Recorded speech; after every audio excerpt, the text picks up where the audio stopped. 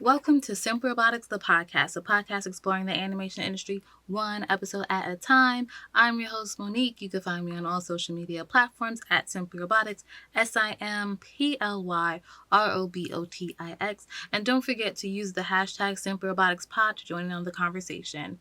Now, today's episode's a little bit extra special for me because not only am I doing the usual, what you all are used to, if you're listeners or if you're listeners to the show, then you know what it is. I do movie reviews and I have my friends and peers on to talk about animation, cartoon related stuff. And when I don't have them, I do movie reviews for the most part. And then here and there, maybe a random blurb. So today is kind of going to be a little bit of a mashup. It's going to be a movie review and a random blurb about celebrating 2 years of Simple Robotics, the podcast. And by celebrating, I mean, this is a celebration. We are celebrating right now in this moment. So I'm just going to do the movie review first. And that will be about Netflix's Over the Moon. So their summary or whatever description for the movie is: fueled by memories of her mother, resourceful Feifei builds a rocket to the moon on a mission to prove the existence of a legendary moon goddess.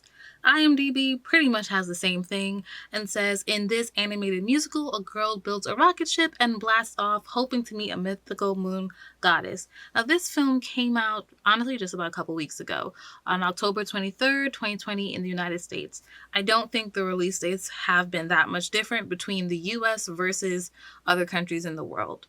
The runtime, the film's about 100 minutes, which is kind of standard for the most part. The production companies are Netflix Animation, Pearl Studio, Dentsu Entertainment, Sony Pictures Imageworks, and Glen Keane Productions. And I believe that Glen Keane Productions was really probably doing some of the 2D animation stuff. So I have a bit of things I'm going to read to you all. I'll do my best to make sure it's not boring. No one has told me that I've sounded boring yet. So I'm going to, just keep doing what I'm doing. If it ain't broke, don't fix it. Over the Moon is the first international film to be directed by Glen Keane, who served as an animator for Walt Disney Animation Studios, and this is the second film produced by Pearl Studio after DreamWorks' 2019 animated film Abominable. Now, I was getting confused because I didn't see Abominable. I saw Smallfoot. And that was kind of a period in time where there was a couple of Yeti movies out of nowhere. So I did mean to see Abominable, but I find it interesting too because the main character in Over the Moon is the same race as the main character in Abominable, and they unfortunately do resemble each other a little bit. So knowing that they were made by the same studio makes a bit more sense. So it was directed by Glen Keane and co-directed by John Kahrs. Glen Keane, as I already said, is an American animator, author, and illustrator. He was the character animator at Walt Disney Animation Studios for feature films including The Little Mermaid, Beauty and the Beast, Aladdin, Pocahontas, Tarzan, and also Tangled. So basically all of our faves. And he's just a huge deal in the animation industry. He is, just a huge deal. So he's the one that animated The Little Mermaid, and basically, everyone that wants to be an animator studies his work deeply and tries to recreate his drawing style and his animation style, and he's just one of the people that you learn from. Moving forward, in 2017, Glen Keane directed Dare Basketball for all my fellas and basketball fans alike, which was an animated short based on Kobe Bryant's retirement poem, The Players Tribune. That was in The Players Tribune. So remember, Glen Keane and Kobe Bryant received Academy Award for Best Animated Short Film at this time. And someone triggered this memory. I completely forgot that Glen Keane and Kobe Bryant came to my job when that film did it win already or was nominated? I was around that time. And it was like, I completely forgot that I saw Kobe Bryant in real life in my face.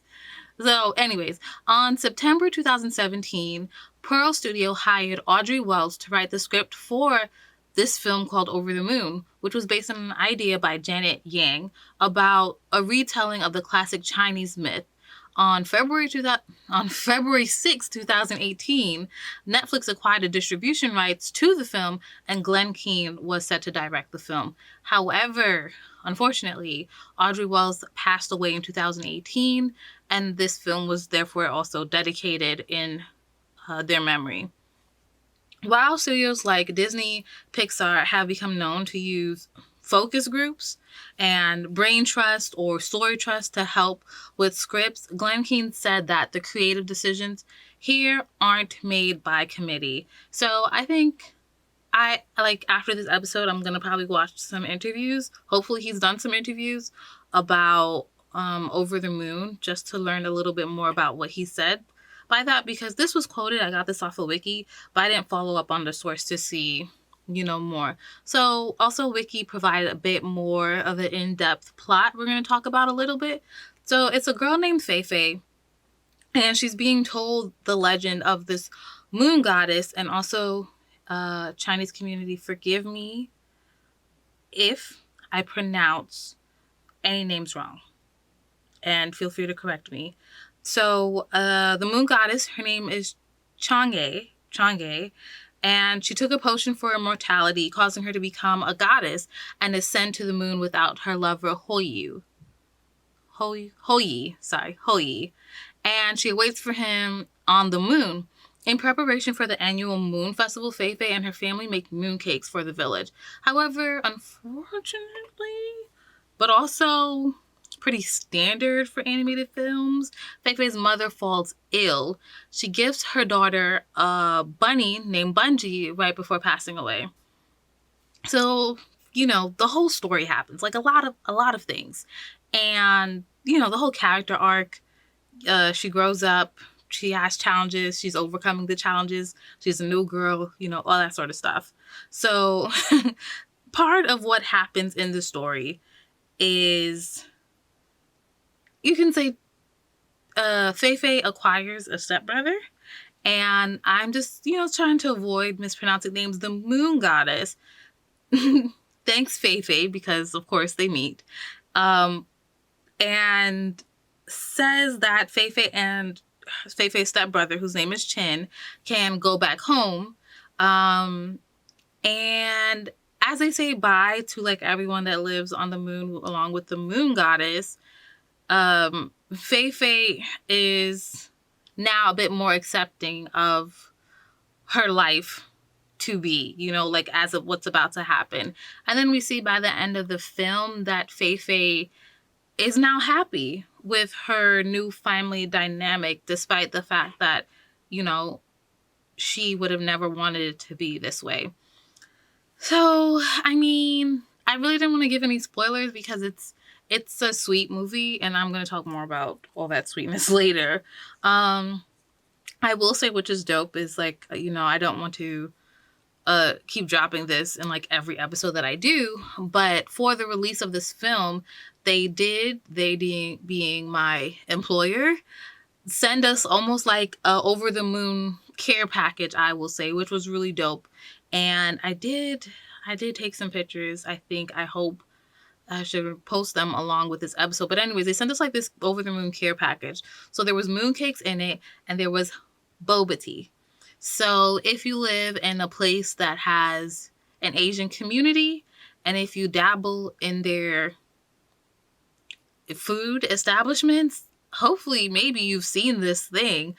I would hope that you've tried it, because I really like it, and I'm a picky person. And so boba tea is basically tea with tapioca balls in it, and you kind of use a wide straw so that you can get the tapioca balls.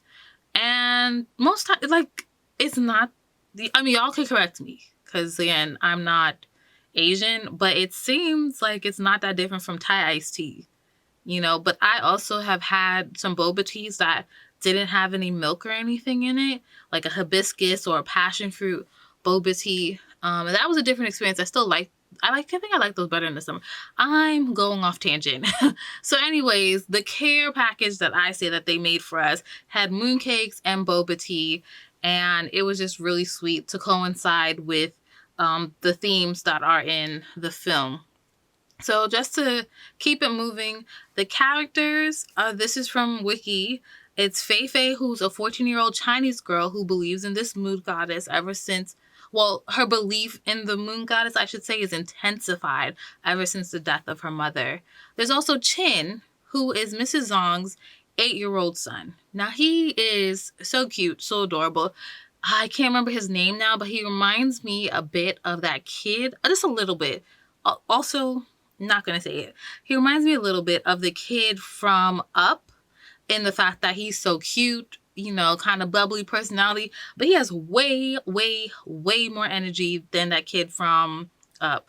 He's as annoying as you would expect an 8-year-old to be, you know, and I also think that's what makes him so lovable. He's, like I said, high energy. He believes he has a superpower that allows him to run through walls, and it's an entertaining it's an entertaining joke throughout the film. Now, the moon goddess, you know, Chang'e, yearns to be with her love Hou-Yi again. And by the end of the film, she ends up, I guess, spoiler, being a more likable person, and you're seeing that she herself actually has a heart.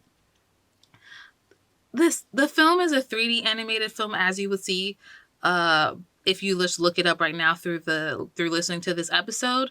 It looks the most similar to Frozen and Tangled for me, but with like Asian characters. I think there was great world building, and I can tell that there was a lot of sensitivity put into the film, not only to give viewers an authentic experience, but also to be respectful to people of that region as well as those that are part of that culture.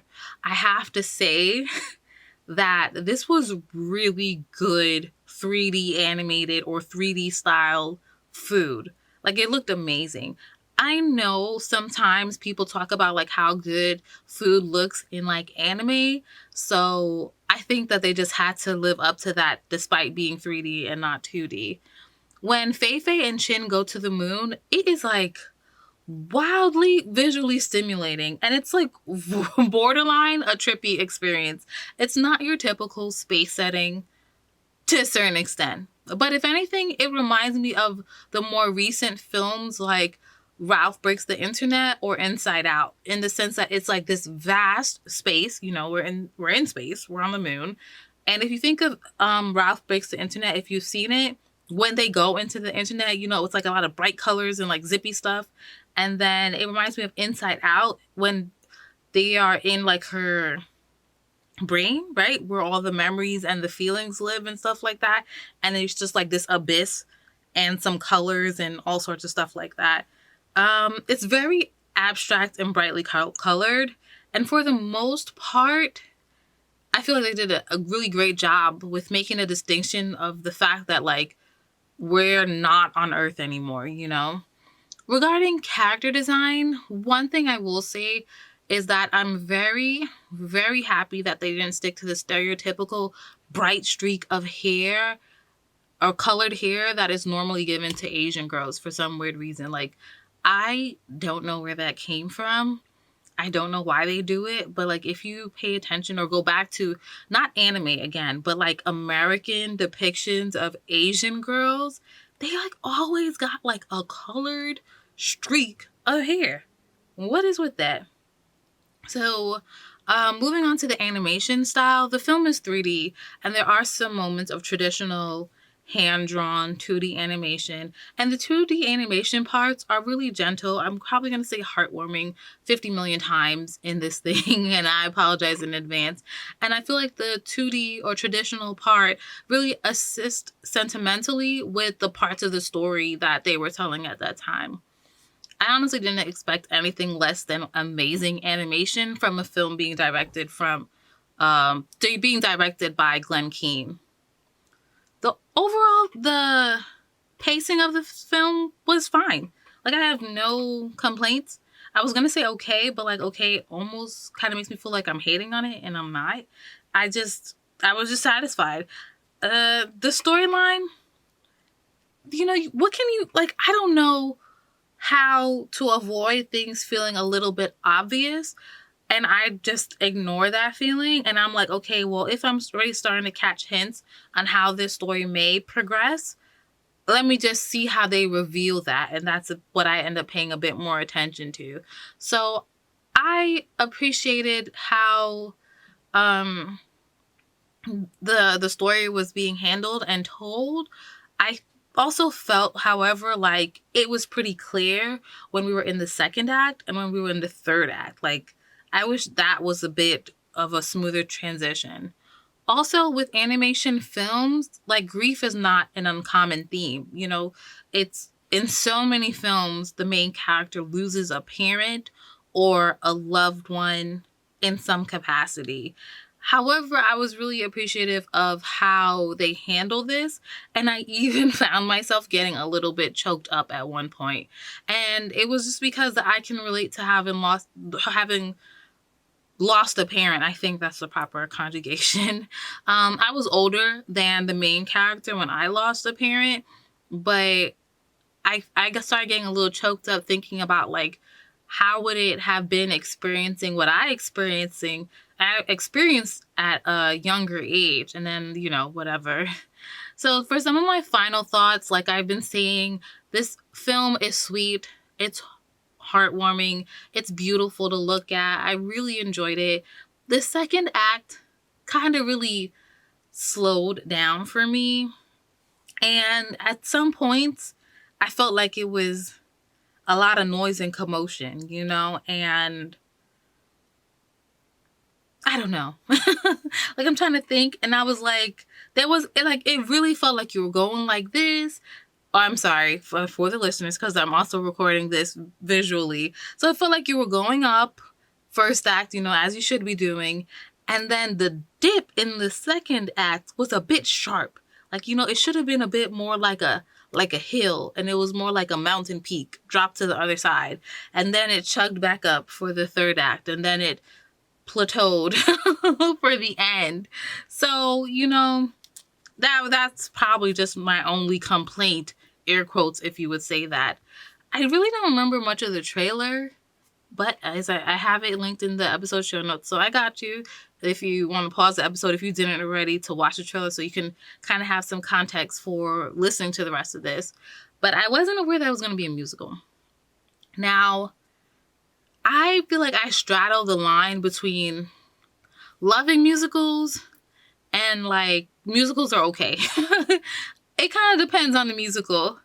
And it's helpful if I go into the experience knowing that it's going to be a musical. So this is not the first time I watched an animated film unaware that it was going to be a musical. But when the first song started, I was like, oh.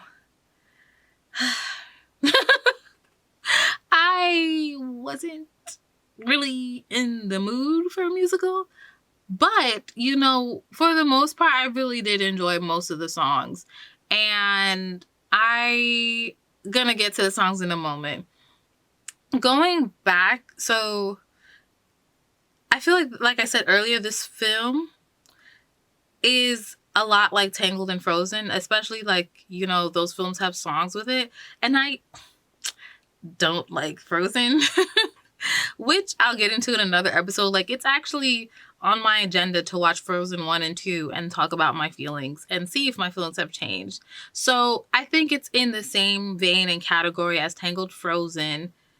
I think it's better than those two, to be honest with you. And it's up there with Moana. There isn't any other races of animated films that have that kind of context, you know, that's such a singy, feminine context with any other races, I feel like, to compare.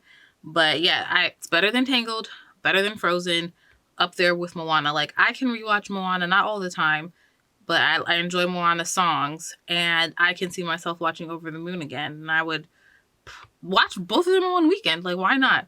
So, back to the music. There's a song that I guess is supposed to be like hip-hop, again with the air quotes, and I just wish it wasn't there.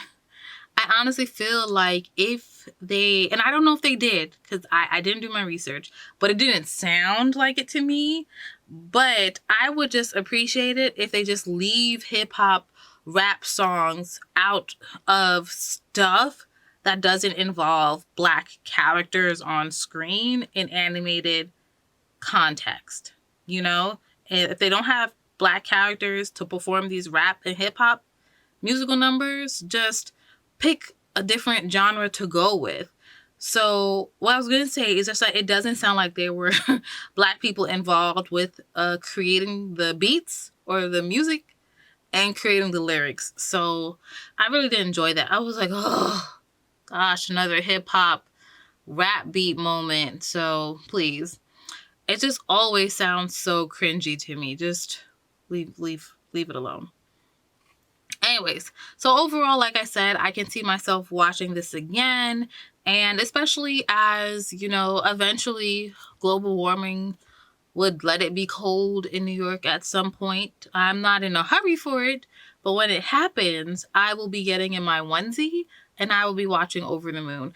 And I didn't put this down in my show notes, but there's a small film that I believe was Oscar nominated. Can't confirm if it actually won at the moment. And it's called Over the Moon. No, it's not.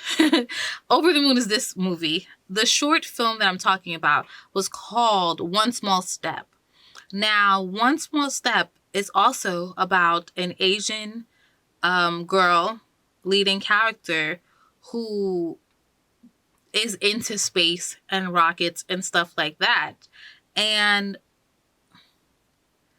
to not be a spoiler, I just found the parallels, like here are these two, a short film and a feature film, both Asian characters, you know, interested in space and whatever for different reasons, but they also do have that theme of grief too. So I just find it like very interesting. I think One Small Step, if we're in 2020, came out 2018-19, which is around the time when this started. I'm not trying to insinuate that anyone stole anyone's ideas.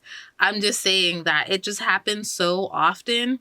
I can't speak to the live action industry, but in animation where like there's just I don't know what it is. It's like, oh, you know how they have group thought, right? So it's almost like a group thought, but for what the movie is like about or something. Like, why was there was Smallfoot, there was Abominable, and there was another movie, maybe it was called Bigfoot or something like that, with like a dad that has a son that's half human and half Yeti. And all three movies came out within like a 12-month period.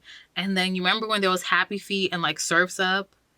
And there's just always like a cluster of like similar movies. Like there'll be like a robots phase or something like that, you know? So anyways, when it gets cold, I'll probably watch this movie again. I'll probably get me some hot chocolate or like something to make me feel like all cozy, put on the onesie, call it a day. So just to, before I close out, I want to talk a little bit about 2 years of Simply Robotics. Whoop whoop. This year, or this season, I did have a little bit, two, I think, episodes that were that was a bit more personal, which was episode 15 when I was talking about adjusting to being in quarantine. And I was kind of like, I don't know how am I supposed to function, blah blah blah blah. And I guess maybe I'll talk about that a little bit too in another episode, just about like how I have been navigating quarantine. An episode I really enjoyed doing this year was episode 12, called Black. And that was just about like Black animated characters and telling Black stories of Black characters, and do the creators of those stories race matters.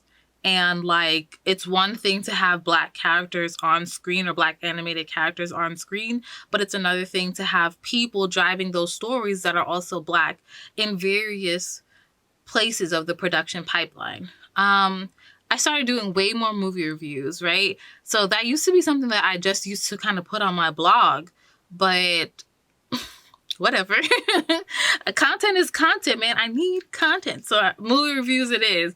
And, I'm going to not hopefully, but I'm going to think of some more interesting things that we could be doing. But I've been getting good feedback of the movie reviews, and it's been dope that based off of what I'm saying in an episode, that someone goes and checks it out, or based on some of the things that I talk about with guests, people go and check out. And speaking of guests, I've had a bunch of guests this year, and that's been really great, from other podcast hosts to just some of my homies just talking about stuff. And I know if you're listening, we already had the conversation about having you on the show and it hasn't happened yet. Like, don't worry about it. I'm just, trying to pace things out in the flow. Like, I realize I kind of have like a lot of guys lined up. So I want to just break that up and have some women in between. And, in terms of things that you can expect for season 3, we can expect some more interviews with industry professionals. I've done a lot of work through Diverse Tunes and in some of our virtual programming, and I would absolutely like to have those people on the podcast to talk about, what they do and some of their favorite TV shows and movies as well. And I'm just so excited for an episode that's going to come out in December. Like, I'm so excited about it, okay? So anywho, I'm also going to have more friends to talk about stuff. Like, one of my friends, and if you're listening, you know who you are, said like one of their favorite shows is Scooby-Doo. And if you were listening to my spooky season episode, which was episode 26, you would know that I was scared of Scooby-Doo. So when I get to the point to record with that friend, it's going to be really funny to just like I don't know much about Scooby-Doo. Great theme song. Don't know much about it other than that. But to get into some announcements, Simple Robotics, the podcast, has a sponsor. So as we, close out 2020 and go into the new year, I will have 5 sponsored episodes by Autodesk. So if you don't know, Autodesk is a software company that provides programs for doing 3D animation in various capacities. So if you're animating, if you're doing texturing, if you're doing modeling, and for those of you who don't work in the industry, I could break all that down one day, maybe, if y'all are interested in learning some of that. Autodesk creates a whole bunch of software for people to do all those various things. So they have an initiative where they are supporting content creators of color, and they are going to be supporting a couple episodes of my show. So I'm excited. And I'm excited to create that content for us and to have their support behind it, because I had to use their stuff when I was in college. Like, I used their stuff to do my personal work. So it's really dope to be supported by them. Also, another announcement, I relaunched my Patreon. So what that means is there's now 3 tiers to being a Patreon and supporting the content that I'm going to be creating. So there's a $3 tier, a $5 tier, and a $10 tier. And I will post a link in the episode show notes. I don't want to really bog down the episode with those type of stuff, but some of the things that you will get in the various tiers can range from, or will range from, the backlog of video podcasts that I've been doing, and all the way up to my vlogs documenting making my short film. I also have a Discord. Whoop, whoop. So Discord I'm just trying to cultivate a communal space for, my peers. So if you are a Discord user, I'll have the link to my Discord in the show notes as well, so you can join. And it's just a place for us to kind of just like hang out. I think if you're familiar with like forums, it's kind of like that in a sense. You can do voice chats. You can like do text chats. I use it when I'm live streaming my video games sometimes. So you can join me and we could talk as I play or whatever. We share memes, it's a small but growing community. And I think that's a bunch of the updates I have. So anyways, I just want to thank you all for supporting me for the first 2 seasons of Simple Robotics, the podcast. I want to thank you for sharing the episode and for giving me the feedback. And I'm happy that y'all have been liking and enjoying it. And I'm looking forward to bringing you more stuff even more interesting and more informative things and having, some awesome people a part of it. You can find me again on all social media platforms at Simprobotics, SIMPLYROBOTIX. And remember, use the hashtag SimProboticsPod. Everything about me, what in some shape or fashion, whatever, for the most part, that's professional, can be found at my website, simprobotics.com. So until next time, bye.